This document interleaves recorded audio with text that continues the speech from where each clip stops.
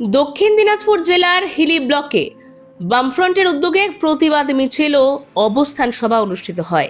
বিচারাধীন রেখে ভোট ঘোষণা করা যাবে না এই দাবি সহ ভোটার তালিকা সংক্রান্ত বিভিন্ন সমস্যার প্রতিবাদে এই কর্মসূচি হয়।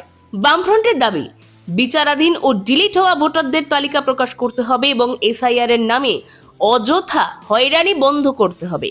পাশাপাশি বৈধ ভোটারদের তালিকায় অন্তর্ভুক্ত করা এবং অবৈধ ভোটারদের চিহ্নিত করার দাবিও তোলা হয়। মিছিলটি হিলি শহরের বিভিন্ন এলাকা পরিক্রমা করে বিডিও অফিসের সামনে অবস্থান সভায় পরিণত হয়। সবাই বক্তব্য রাখেন আরএসপি নেতা অর্ণব চৌধুরী ও সিপিআইএম নেতা কল্যাণ দাস। পরে বামফ্রন্টের প্রতিনিধিরা বিডিওর কাছে ডেপুটেশন জমা দেন। কি বললেন নেতৃত্ববৃন্দ, শুনে নেব। আজকে হিলি বামফ্রন্টের তরফ থেকে হিলিতে একটি মিছিল, জমায়েত, অবস্থান বিক্ষোভ সভা এবং তারপর হিলি বিডিও সাহেবের কাছে ডেপুটেশন দেওয়া হয়। আমাদের দাবি যে জেলায় যে 1,32,258 জন মানুষকে বিচারাধীন রাখা হয়েছে তাদের সম্পর্কে অতি দ্রুত স্থায়ী সিদ্ধান্ত নিতে হবে।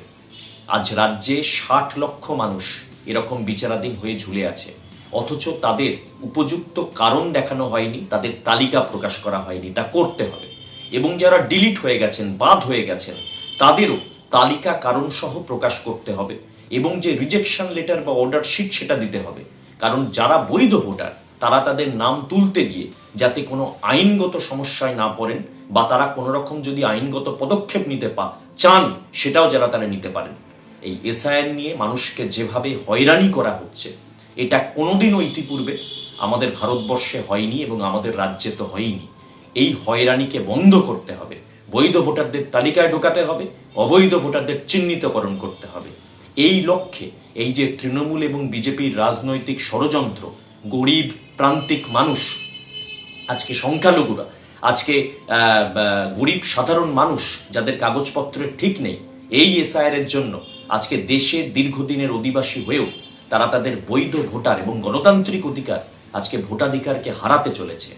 সেটা নিয়ে বামফ্রন্ট লড়ছে এবং এটা সম্পর্কে যতক্ষণ না কোনো ব্যবস্থা হচ্ছে ততদিন বামফ্রন্ট লড়বে। এটা বামফ্রন্ট প্রশাসনকে এবং নির্বাচন কমিশনকে জানাতে চায় এবং মানুষকেও আশ্বস্ত করতে চায়।